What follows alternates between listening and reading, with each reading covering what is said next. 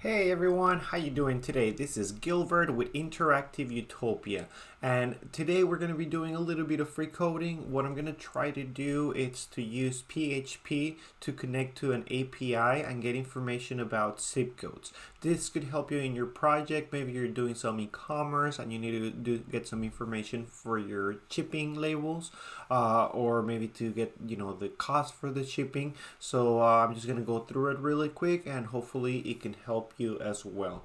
As always, if you have any questions, leave them in the comment box below. If you like this video, please give it a big thumbs up and do subscribe to the channel.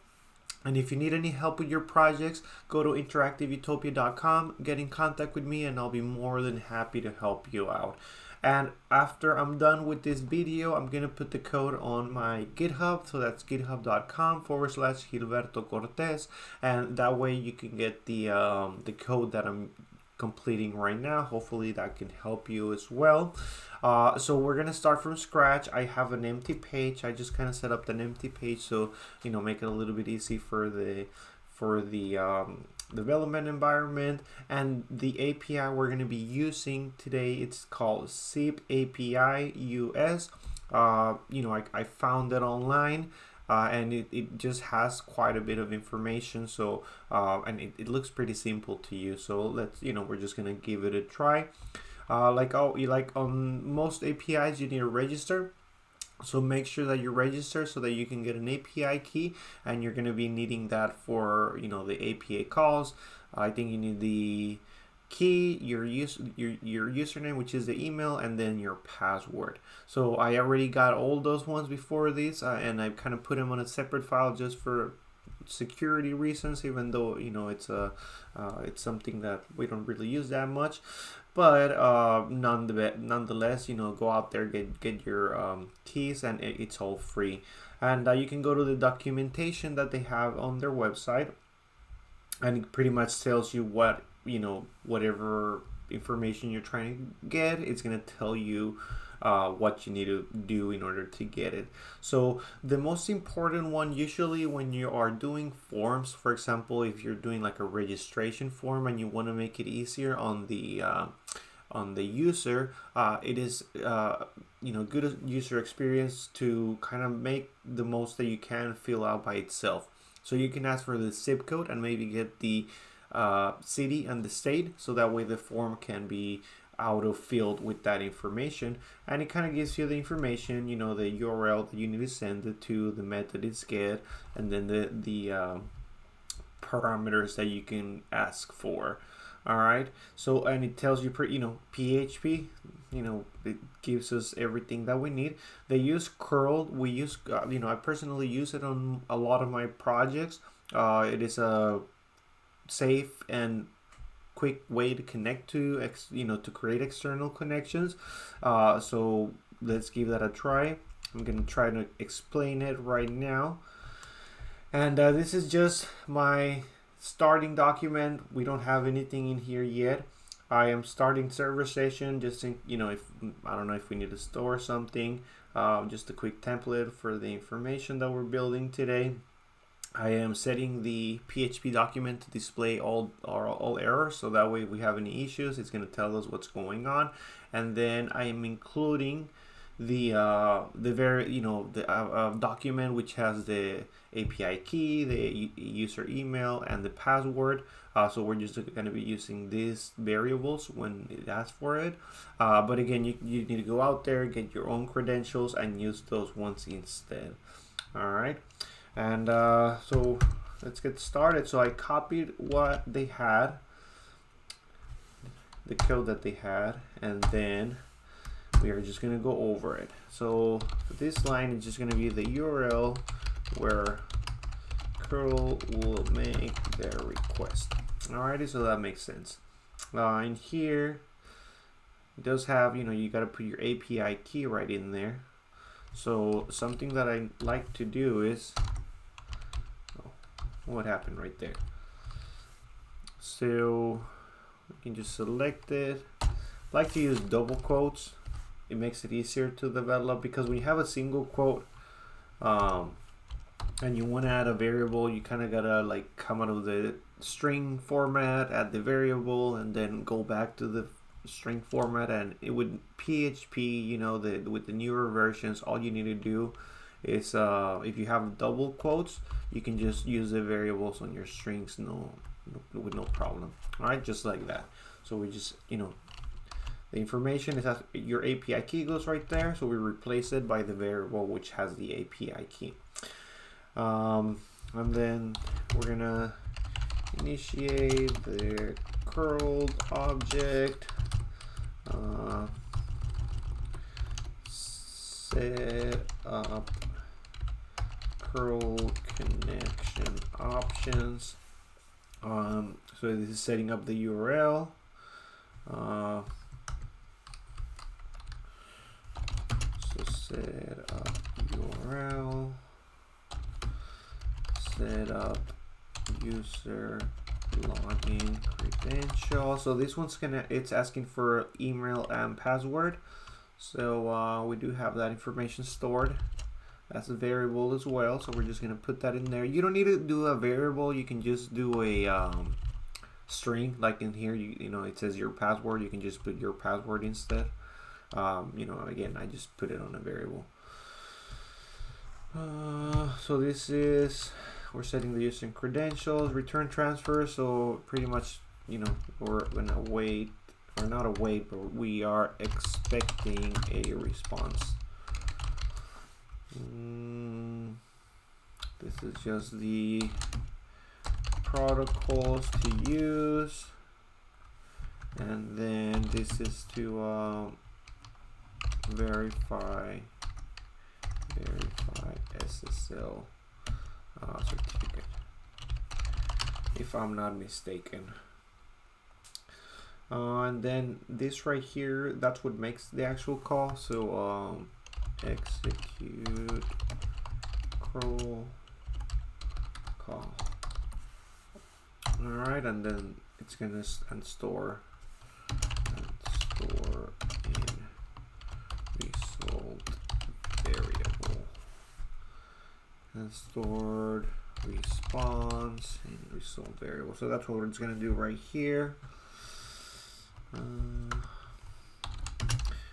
And then if the response is empty, die kill script and provide connection failure error. Alright, and then the last one, of course, close curl connection. So you open the connection, you give it the information, you execute the call, and then you close the connection. Alrighty, so pretty simple. So let's go ahead and save that. And if we go back to our document, let's refresh it, and not much happened. So why does not much happen? Well, it does have a, you know, they kind of give you a zip code, but let's give it another zip code. Provide user zip code for call, and then let's call zip code equals, it's gonna be in Chula Vista. Alright, so that way we can call for whatever zip code we want to do. So we just replace that, and then, you know, we're getting the information, but I don't think we are printing it. So let's go ahead and print that so that you can actually see it, because it's stored in there, but you know, it's not really printing it or giving you a visual representation of it. So print response, print R, and then we're gonna print the result, and then that should give you the answer. So let's refresh it, and here we go. So it looks like we got some JSON code back, which if we check over here, sample response, yep, kind of just what we're getting. So if we want to make it prettier, we can do something like we can echo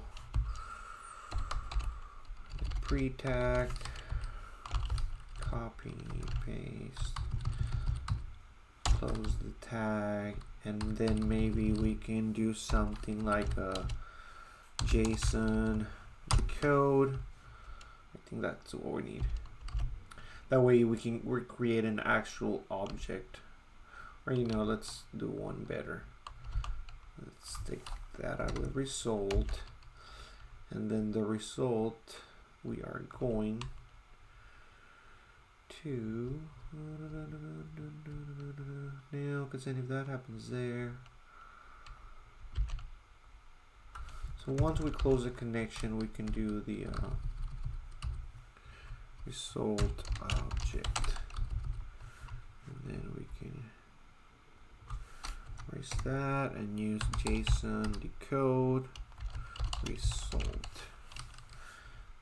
And then we're going to be printing the actual object. So what I'm doing is I'm creating an object out of that JSON string, so that way we can use it in PHP for future reference. So for example, let's go ahead and refresh this.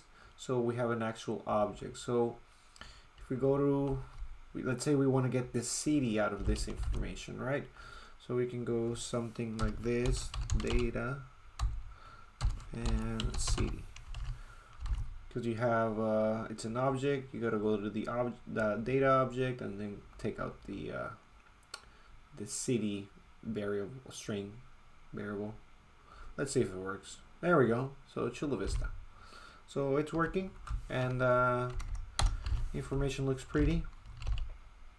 And yeah, so pretty simple after all. They have different calls that you can do. So for example, let's see what we can do. Get age. You can find the average age based on the census. You can get the zip codes based on the city. So let's give this one a try. Basically, curl, it's gonna be the same most of the time, it looks like. The URL is the one that changes, so let's go ahead and copy that URL. Alright, so we're gonna comment this one out, and then we're gonna create a new URL variable, which is gonna have a string on double quotes for that URL. We need to get the API key as well, which goes right there. In this one, we're not providing a zip code, but we need to provide a city. Let's say San Diego, and then we need to provide a state equals California. Alright, so it's stating the two letter symbol or combination or string, So we replace that with the state, and then we are gonna replace the city with the actual city, and then we're gonna be saving that, and then let's see what it tells us back. So we did not get anything back. Why is that? One thing that I can think of is there's a space on the URL which it should not have normally. I don't think that it's that is a proper way of encoding a URL. So let's change that to a plus, which basically it's it's like a space on the URL. Let's go ahead and save that. And let's refresh it, and there we go. So if we go to a city called San Diego in California, then we get 74 different zip codes. Alright, so all these ones. If we want to change it to something like Chula plus Vista, let's save that. And then there we go. Those are the zip codes, 7 different zip codes for Chula Vista. And so on, you can maybe, let's just do one last one. Find out the population for a certain zip code. So again, we stick to the same curl code that it's being used, because again, it's just making a connection, doing the actual call, closing the connection, providing credentials, things like that. So let's do another URL equals double quotes. Let's paste that URL. Let's comment the old one out, and then it will ask us for a zip code, which goes right here, and then it's going to ask us for the API key, which goes right here, and then we're asking for the male population and the female population fields. So let's save that.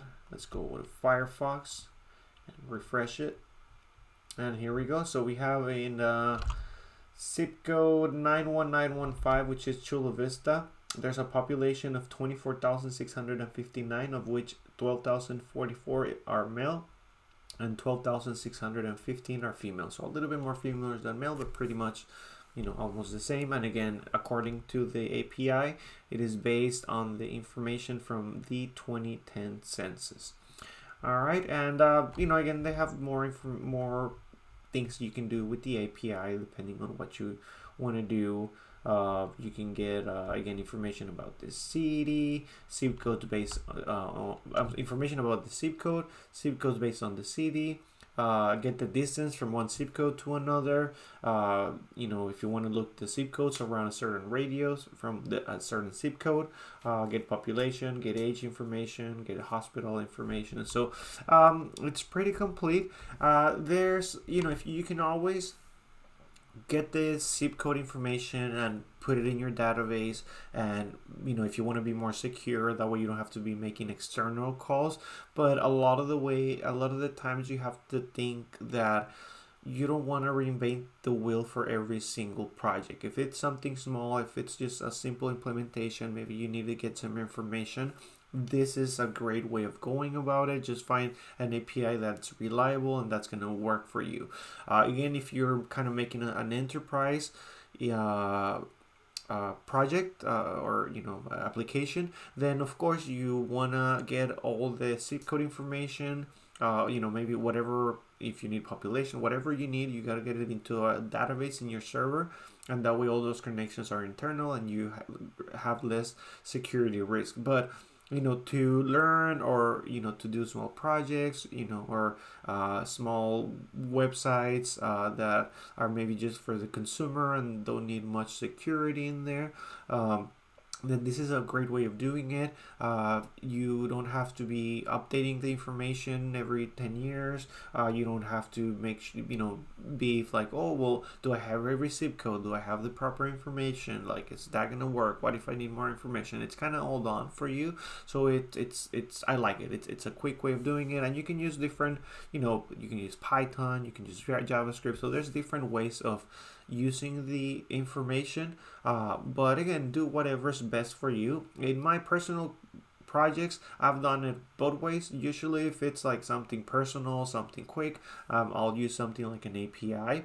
But for commercial projects that I've done, then everything is stored in the same server. You know, we have our database, we have our information, we use it for like registration, for checkouts, and all that information is secured in our encrypted database. So that way, you know, it work kind of everything, all the connections are the way that it needs to be. Again, it's not really common that it happens, but it could happen that you get attacked just by having external connections. So just you know, something to remember. But again, if you are just doing something quick, this is a good way of doing it. If you need something really secure, remember to store it in your server and do, you know, secure connections, all that kind of fun stuff.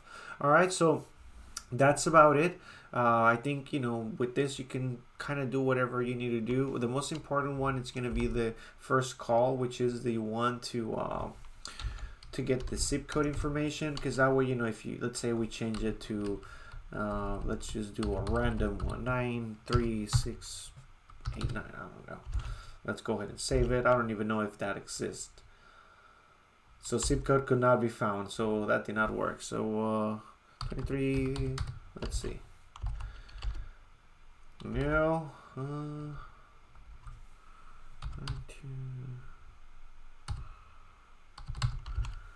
Let's see. So I think that's what should be. There we go. So something to remember, you do have a limit when it's free.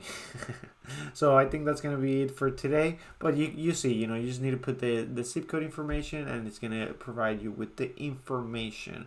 You can go to the different plans that they have. And yeah, we have 10 requests per hour. So, I've done a couple examples, maximum of 240. So if I were to wait, for the next hour, then we should have more examples. But for right now, do keep that into consideration. Also, when you're thinking about doing the API versus in-house, because in here, as you can see, they charge you $100 per 300 requests an hour.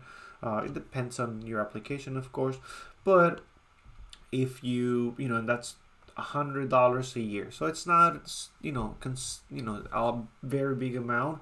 But if you're like you need this one and it's $500 a year to do it, and you're gonna use it for multiple years, because they census gets updated maybe every 10 years, I believe. So if you get maybe the latest one, it's 2020, you get that information, you set it up in your server, and for 10 years you're gonna be good if you have like an e-commerce site or something. So that's $500 times 10 years, that's $5,000. So if it costs you less than $10,000 to implement, which it should, then that's the way to go.